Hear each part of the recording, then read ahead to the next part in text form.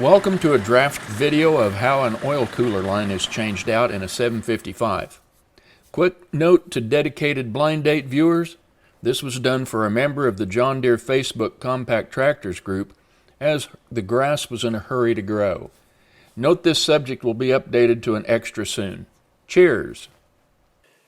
Here's the upper line, so to get some clearance, to get the wrench on there, I'm going to take this first line loose here and see if that gives me enough room to get in and turn that up and out of the way somewhat. I'm trying to hold it. I can get the wrench kind of in there, but I can't turn it. So what I'm going to do is start getting into it. Let me get some focus going here. So I'm going to first drop this first line off of the power steering valve. With that power steering line out of the way, I can get the wrench in, but I can't get it over the nut. Well, there I go. I've got it. Maybe I'll see if I can bust that loose.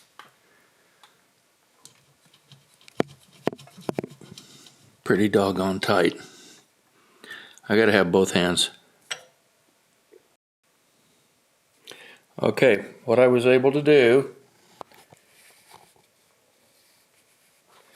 was get the wrench off to the side so it just fits down by the motor, and I was able to get in there and just do all I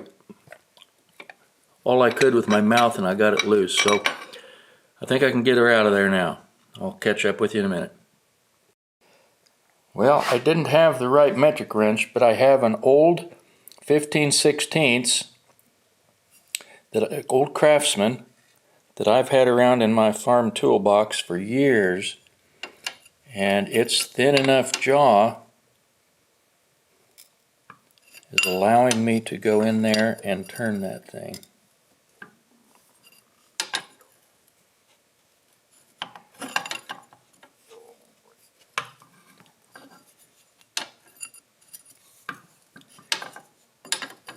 You can't see it, but there's another line down behind it there, so it's really touchy to try to get in there and get that thing loose. Just be prepared. It's not a quick thing, but it had to be done.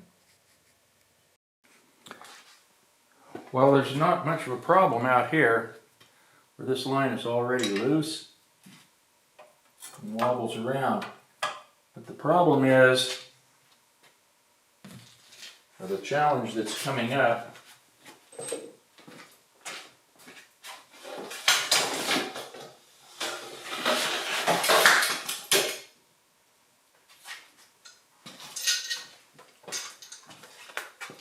is that the new line, or that one has to come out, and there's this bend right here. So it has to, the drive shaft, front drive shaft is about here. So what this has to do is come to the side, forward, and down. And if that will work, then it comes out and we can bring this one back in.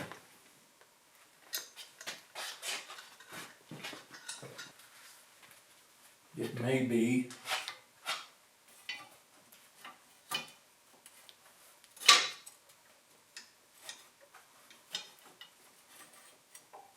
there's another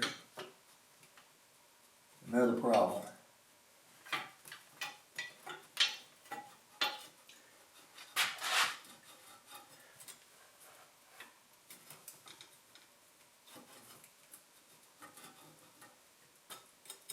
I'll have to get back with you.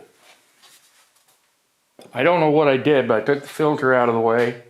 That line was able to rotate over and it fell out.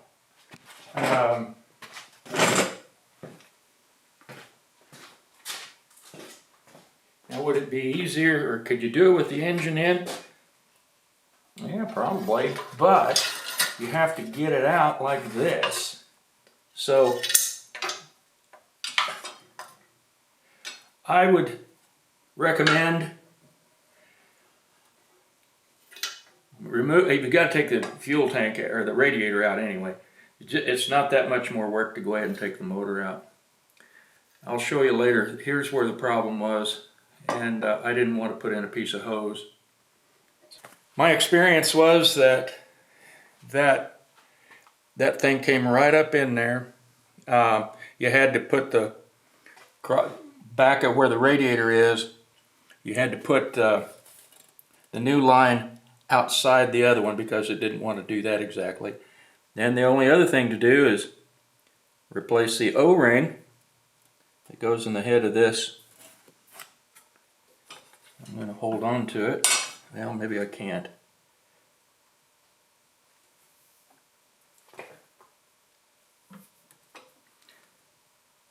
There's a groove in the fitting.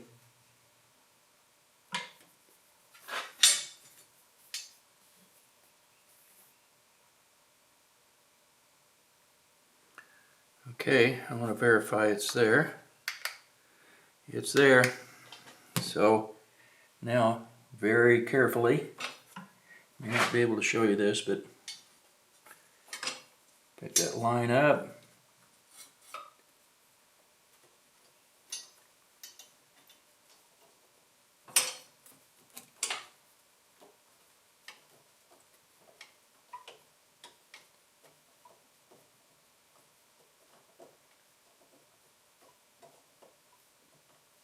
Hold your mouth just right.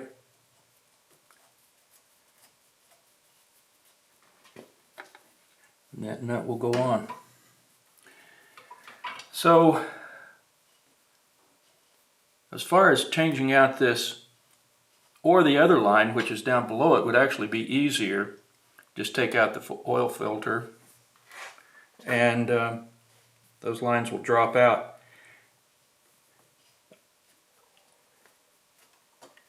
And you might be able to do it with the engine, but you'll have to take the radiator just to help get it through there, since you're going to have the oil cooler, at least one of the bolts on it, loose anyway. Now I can take my old Craftsman 15/16 with the narrow jaws. Doesn't look like much, but it'll go in there and tighten her up, and then we can have the fun of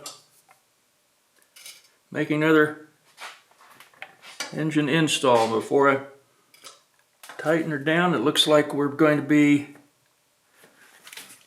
that line is right up next to the other one. It doesn't matter. There. Okay, so much for that. Now the O-ring is still in the power steering line. Let me back the camera out a little bit, I can reach it.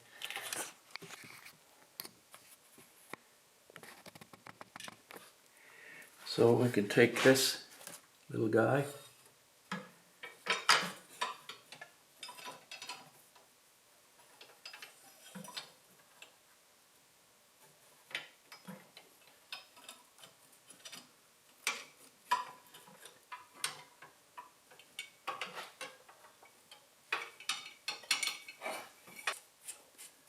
There, and then get it started up on the power steering valve.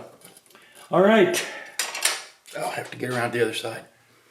So there's how you change a smaller upper oil cooler line with the factory part. Well, I thought I'd take a final picture around here before I drop the motor back in, but it's not a big deal, it's just really messy. And anyway, there's that new line. So good luck. If you have one of those lines leaking, just bite the bullet and take a day and do it.